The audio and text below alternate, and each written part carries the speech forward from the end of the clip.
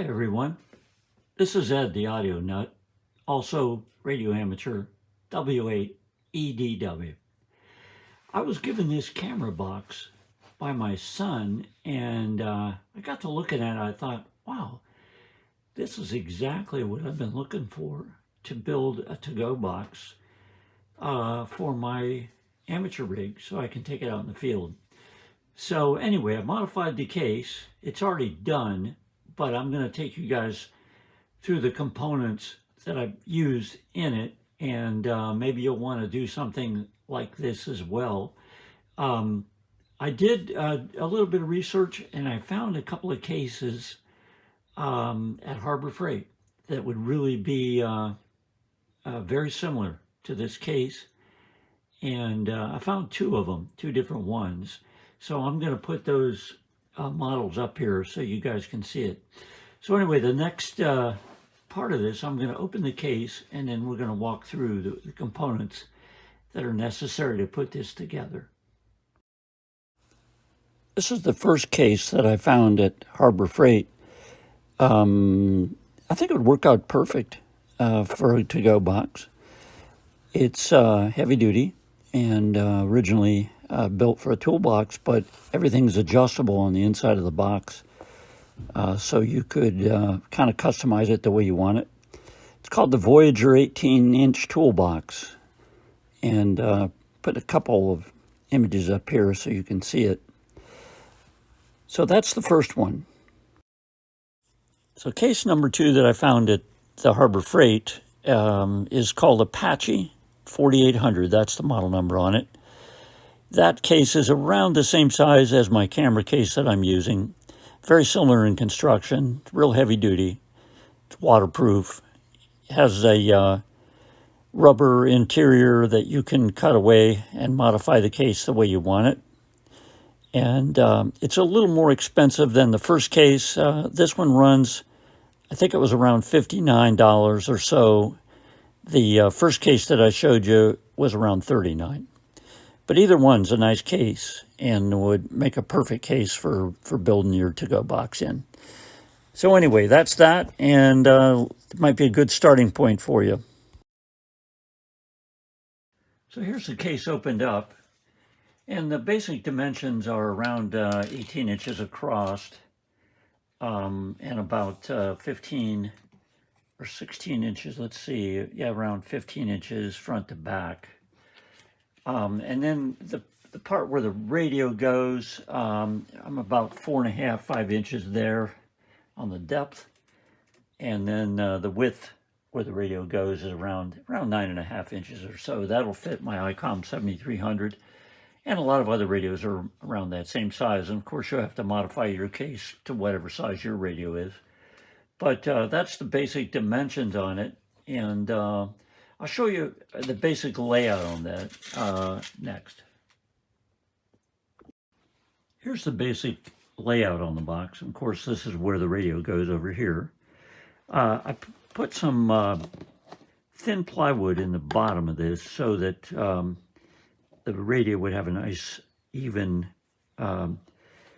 base, and it would also be able to dissipate the heat easier. Also put a strap in here so that when the radio was down in this cavity, I could pull it out easily just by pulling up on the strap. Over here, I also put the plywood down in the base of it all over this whole area.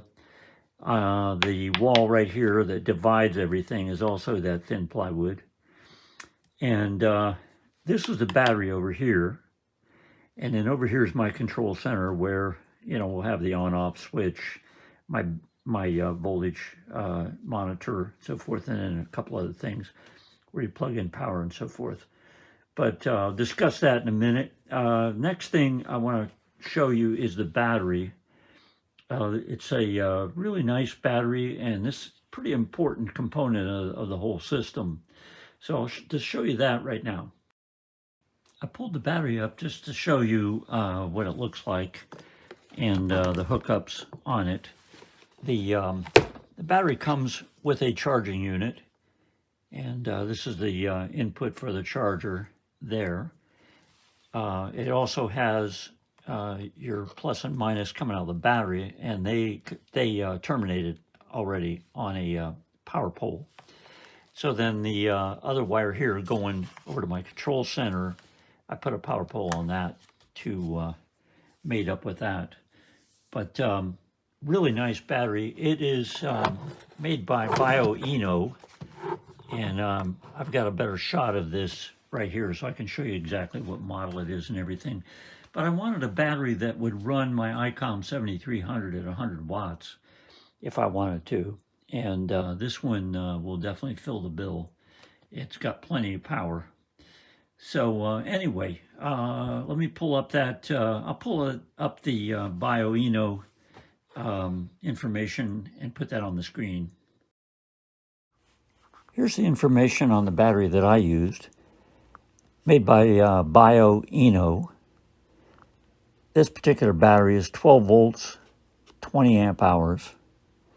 It's a lithium iron phosphate battery. And you can see the model number on there of the one that I used. I wanted to get a battery this large because I wanted to be able to run 100 watts if I wanted to. And this one seemed to be able to cover that. Obviously, if you're not going to be pulling that much power and you want to go with a smaller battery, you can do that. They have a lot of different batteries on their website at different prices. Their website is bioenopower.com. So anyway, that's the setup that I used. You'll just have to make a decision on which one you need for your setup. Let's take a look at the control center now. The gray PVC box, I took the screws out so we can take it apart, but I painted it a crinkle paint just to give it a little more high-tech look. The different things I put in are, of course, the main power switch here. There is a voltage meter here that lets me know where the battery is, voltage-wise. And then, of course, the USB port up here, in case I want to charge my phone or run something that uses USB.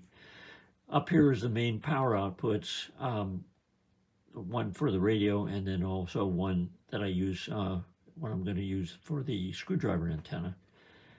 So that's the basic components that are in there. And I'll take the lid off here so we can take a look on the inside. So on the inside, pretty simple. There's a main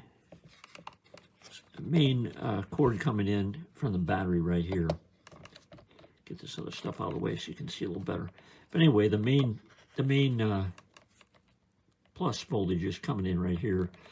And I just used wire nuts. It's real easy to hook everything up. And all the components that you get will have their own wires on them. So that makes it convenient.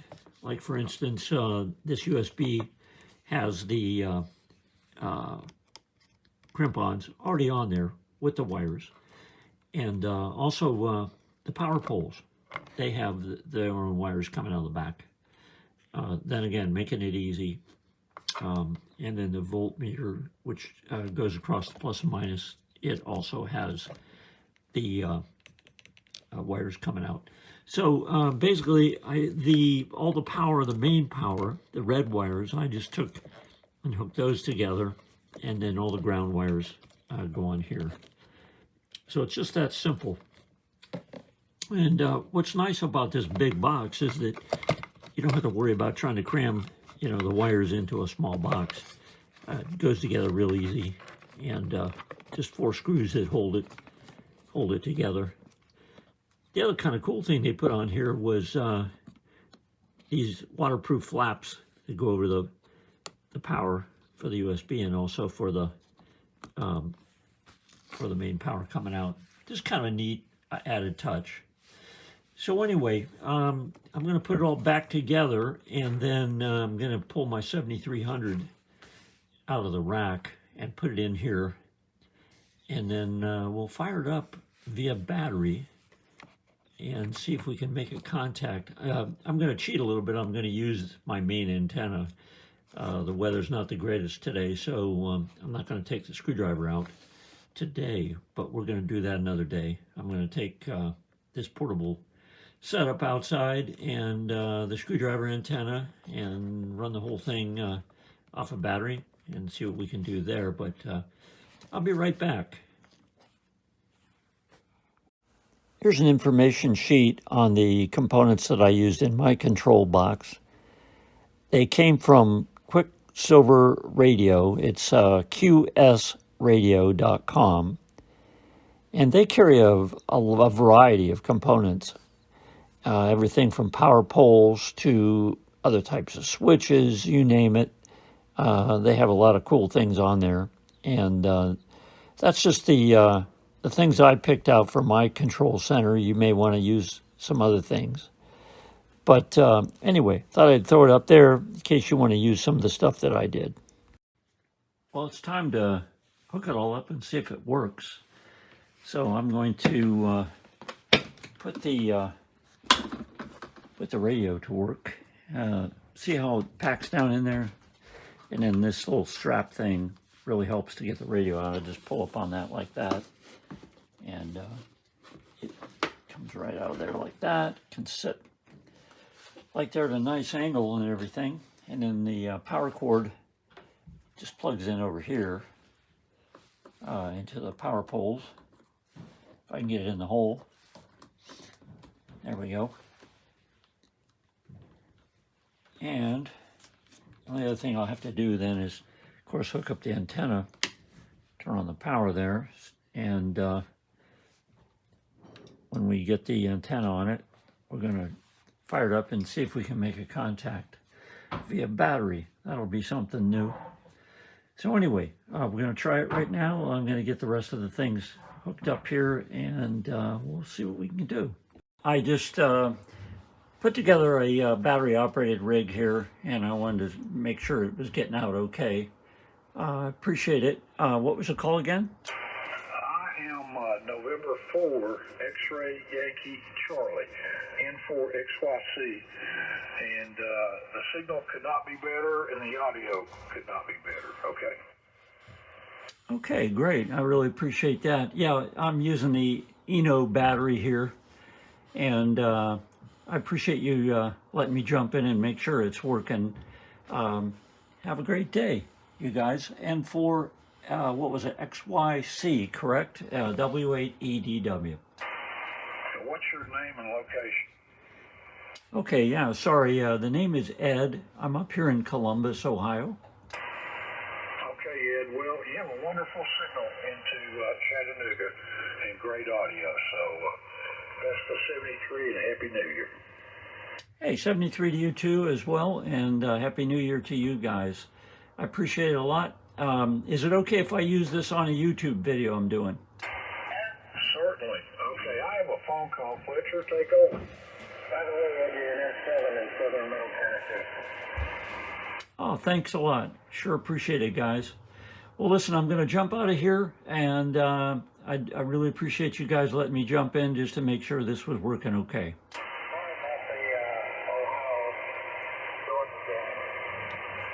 Oh, yeah, I had to bring it up. That was a tough one, but hey, it's a game, and we'll have more of those. Yeah, it's a wonderful game. Too bad somebody had to lose. Somebody wins and somebody loses. That's just the way it goes.